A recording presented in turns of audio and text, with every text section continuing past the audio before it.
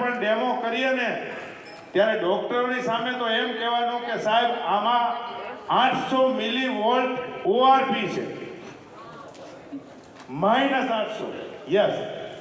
હવે લાસ્ટમાં આપણે H2O, આપણે જે વ્યવસાય H2O એટલે જે પાણી છે એમાં 2 હાઇડ્રોજન અને 1 ઓક્સિજન છે, બરોબર? હવે આપણે કહીએ છીએ oxygen is life, oxygen life છે, પણ ઓક્સિજનને કારણે ઓક્સિડેશન નહીં થાય છે. દિવસે દિવસે આખી સૃષ્ટિમાં ઓક્સિજનને કારણે ઓક્સિડેશન થાય છે. આ કુદરતની એક નેચરલ ફિનોમિના છે. આખી સૃષ્ટિને કુદરત રિસાયકલ કરે છે અને આ ઓક્સિજનને કારણે જવાબદાર છે. એટલે ઓક્સિજન લાઈફય છે અને ઓક્સિજન આપણી લાઈફ ખતમય કરે છે, બરોબર છે? તો ઓક્સિજનથી ઓક્સિડેશન થાય છે, પણ અત્યાર સુધીમાં મેડિકલ સાયન્સમાં કે કોઈ પણ જગ્યાએ હાઇડ્રોજનનો શું રોલ છે હજી સુધી આપણને ખબર નથી. થેન્ક્સ ટુ જાપાન કે આજે એઝ એ ડોક્ટર તરીકે મને ખબર પડી કે હાઇડ્રોજનનો શું રોલ છે, બરાબર? તો ભગવાને ઓક્સિજન આપણને 1 એટમ આપ્યો છે, પણ હાઇડ્રોજન 2 આપ્યા છે. શું કામ? કારણ કે હાઇડ્રોજનમાં એવો પાવર છે કે આપણા બોડીના આપણા સેલને ફ્યુલય આપે છે અને હાઇડ્રોજન આપણને હીલય કરે છે, બરોબર છે?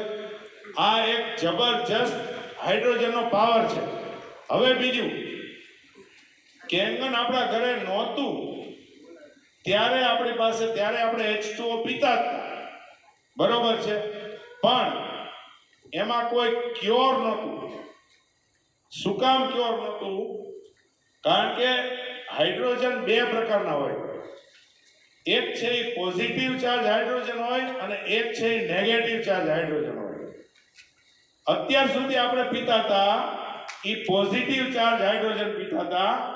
એના કારણે શું હતું કે નેગેટિવ ઓઆરપી ન મળે, નેગેટિવ ચાર્જ નથી મળતો, નવા સેલ જનરેટ નથી થતા.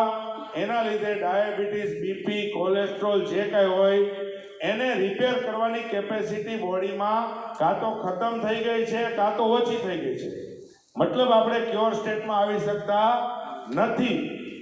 પણ આપણે બ્લેસ છીએ કે આપણે જે અત્યારે H2O પીએ છીએ એમાં જે હાઇડ્રોજન છે એ નેગેટિવ ચાર્જ હાઇડ્રોજન છે.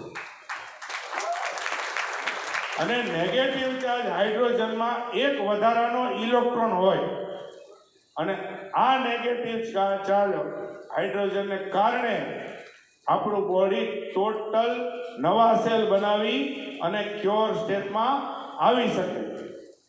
એટલે આપણે એકવાર થેન્ક્સ કહીએ કે એટલી અદ્ભુત પ્રોપર્ટી આપણા કિચનમાં આપણે લગાવી છે આપણા ફેમિલી માટે. અને આપણે બધા અહીંયા એટલા બ્લેસ છીએ કે ખરેખર આપણે શું લગાવ્યું છે ને એની વેલ્યુ આપણને 10% જ છે, બાકી 90% હજી આપણને આ વસ્તુનું નોલેજ છે જ નહીં. Thank you so much. Thank you.